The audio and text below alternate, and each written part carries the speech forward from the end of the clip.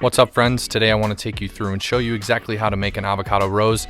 It's really not that difficult, just a few simple steps and we'll get you there. Here's everything you're going to need, and you want to start with a perfectly ripe avocado. What I mean by that is not too hard and not too soft. You want it to be right in the middle, the perfect green color. I use lemon here just to keep everything looking fresh throughout the duration of this video shoot. It's really not necessary. Go ahead and peel the skin off the back and then lay it flat on your cutting board. What we're going to do here is make very small cuts next to each other, going the length of the avocado. The tighter you can get, the better.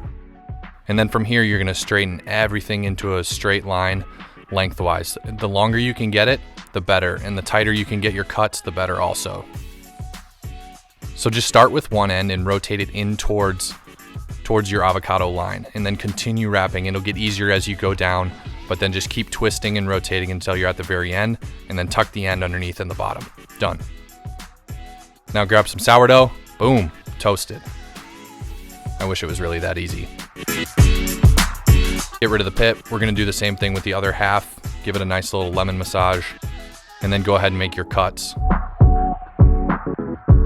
Stretch that sucker out into a straight line, and then just wrap it in towards each other as you go all the way down the line. Boom, 2 avocado roses done. The second one wasn't as good, but that's okay.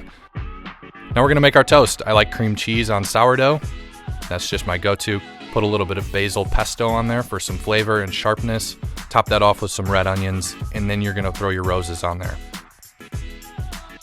Sprinkle some Parmesan cheese and some crushed red pepper, and boom, that's it. You don't have a breakfast that only looks beautiful, tastes incredible too. That's it. Avocado rose is easy, shouldn't be hard. Boom, done, out, bye.